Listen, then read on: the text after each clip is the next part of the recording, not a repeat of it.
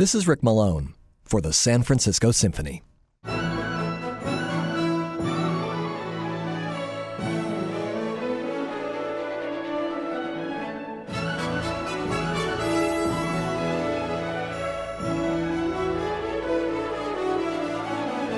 Gustav Mahler's First Symphony may have been the most audacious symphonic debut in history. Only Berlioz's Symphonie Fantastique comes close to it in the scope and originality of its concept and its sonic execution. So it's probably not surprising that it's also the work that gave Mahler the most trouble as he tried to shape it into its final form. He changed the whole concept by deleting an entire movement. He made dramatic changes in compositional and orchestral detail. He gave it a program, and then he didn't. And for a while, he wasn't even sure what to call it. Was it a symphonic poem, a programmed symphony, or just a symphony?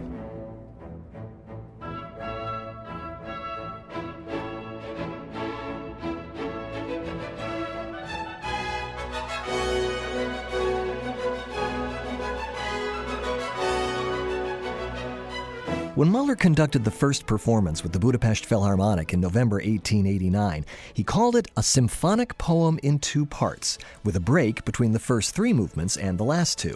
A newspaper article the day before the premiere included an uncredited program description, which probably came from Mahler himself. It identified the first three movements with Spring, Happy Daydreams, and a wedding procession.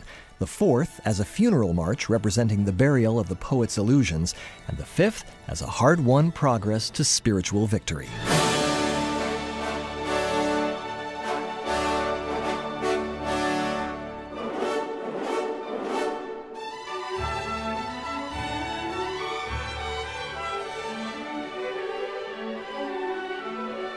Mahler revised the score in January 1893 and called it a symphony in 5 movements and 2 parts. He also gave it a name, Titan, after a novel by Jean Paul, whose real name was Johann Paul Richter and who was one of Mahler's favorite writers. Titan is the story of a young man who journeys from passionate youth to mature adult, finally becoming king. But by October of that year, Mahler had changed his mind again, announcing the work as Titan, a tone poem in the form of a symphony.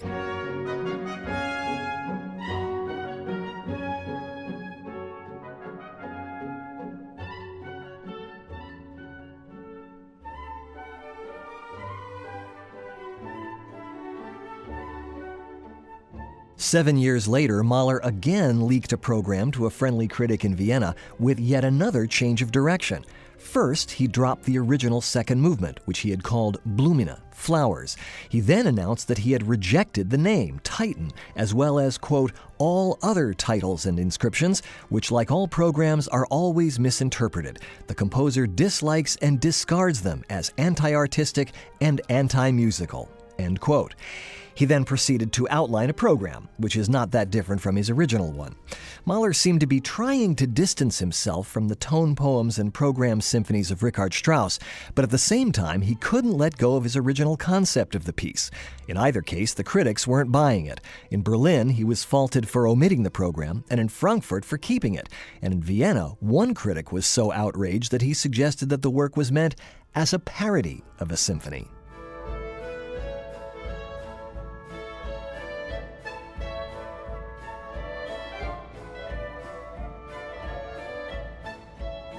It was certainly not a parody, but it does begin with an imitation. Mahler wrote Wie ein Naturlauf, like the sound of nature on the opening page, and in a letter to his friend, the conductor Franz Schock, he wrote, the introduction to the first movement, sounds of nature, not music, end quote.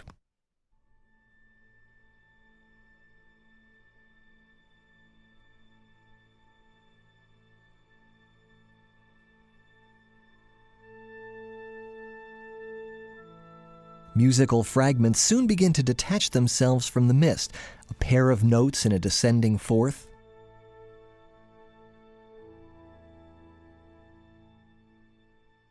A little cry from the oboes.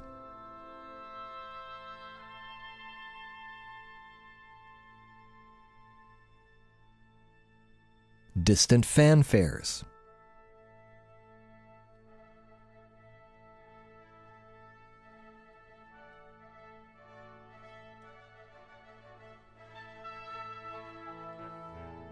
a cuckoo call by the only cuckoo in the world who toots a fourth rather than a third,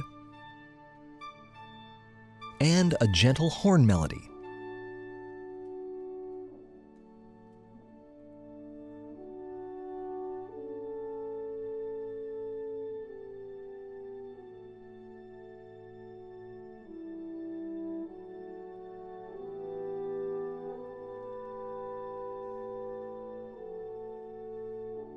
The tempo gradually increases, leading to a quotation from one of Mahler's Songs of a Wayfarer.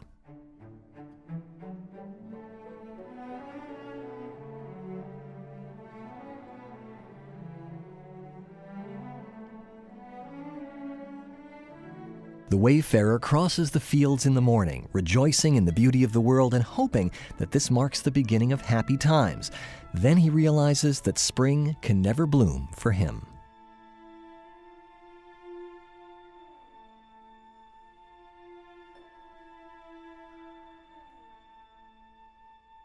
But that song quotation isn't just a reminiscence, it's a musical resource, and Mahler shuffles and reshuffles its musical gestures like a deck of cards as the melodies come and go.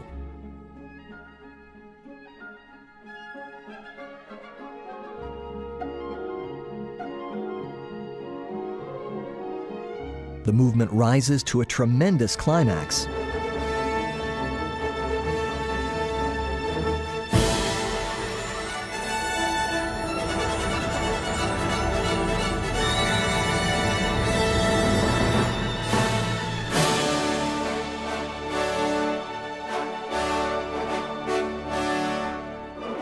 And ends in a wild game of musical peekaboo.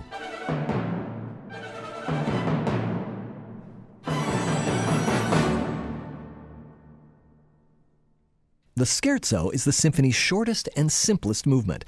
It's based on the Austrian Ländler, the country dance, and it's the movement that would have been the easiest for Mahler's first audiences to enjoy.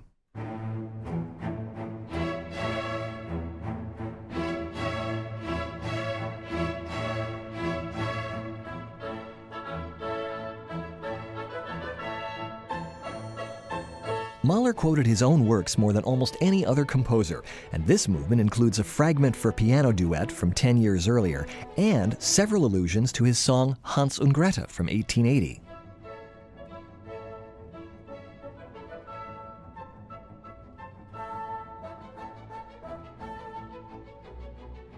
The central section contrasts the simplicity of the rustic material with the artfulness of the arrangement.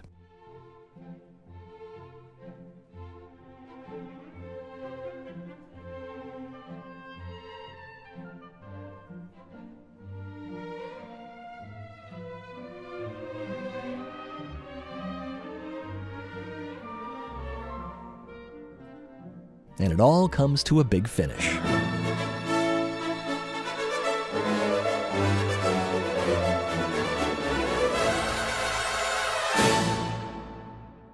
The funeral music that follows was what got those early audiences most upset.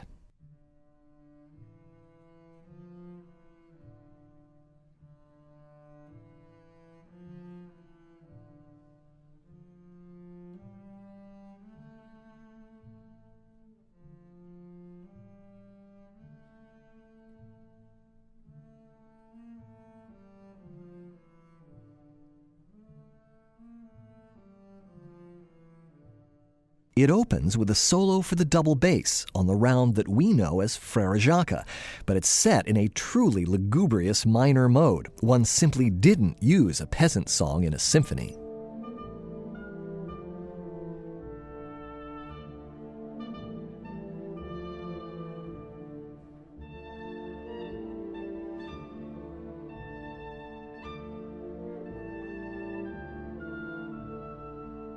Here's where Mahler's parody was intentional. The oboes and trumpets play a vulgar send-up of funeral music.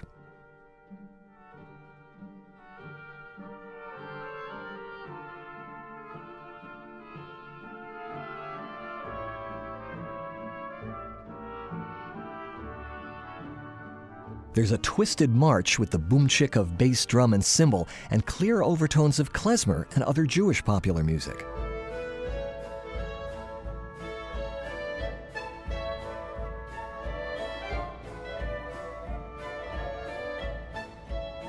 And another quote from the Songs of a Wayfarer.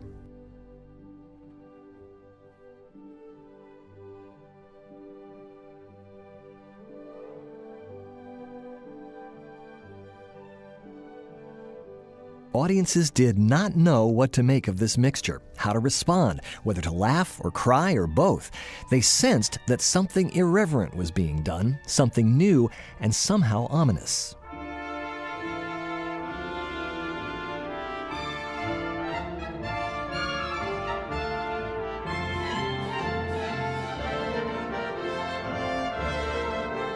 And they were offended at these collisions of the spooky, the gross, and the vulnerable, a little too uncomfortably like life itself.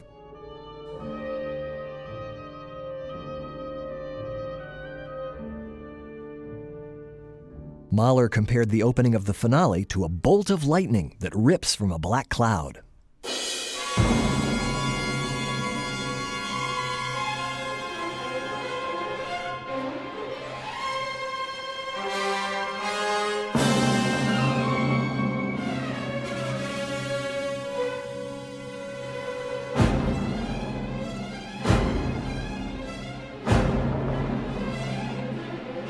He takes material from the first movement, twists it and transforms it, and takes us, in terms of his various programs, on the path from annihilation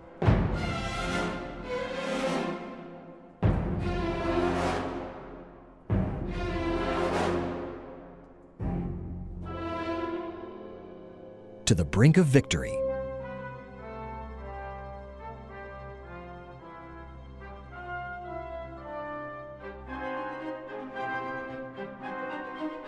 In musical terms, the movement is a struggle to find the symphony's home key of D major, which we haven't heard since the first movement ended. Mahler touches on it, brushes up against it, almost gets there numerous times, and when he finally lands there, it's a stunning moment.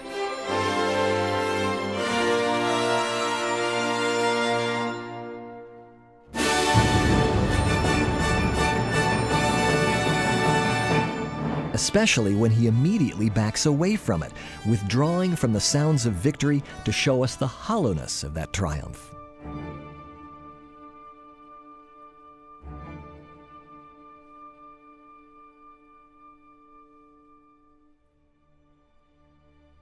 He then goes all the way back to the sounds of nature from the symphony's opening.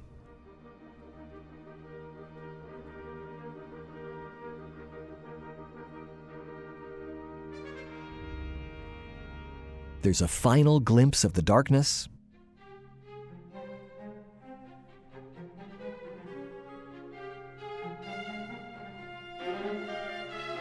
before he gathers the strength to open the doors to a final heroic ending.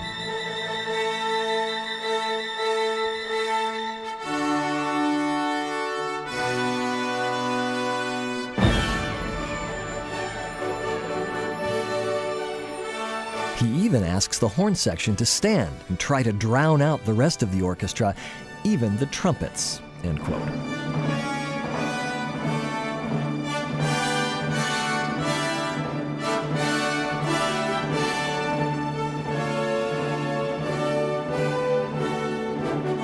When Mahler looked back on how his first symphony had failed to gain any sympathy or even understanding from its first audiences, he lamented that while Beethoven had been able to start as a sort of advanced Haydn and Mozart, and Wagner as a modified Weber and Meyerbeer, he had the misfortune to be Gustav Mahler from the outset.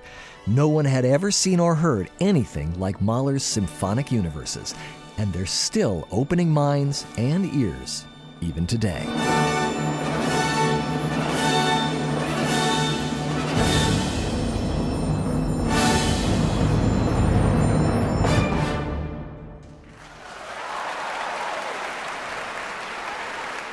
This is Rick Malone for the San Francisco Symphony.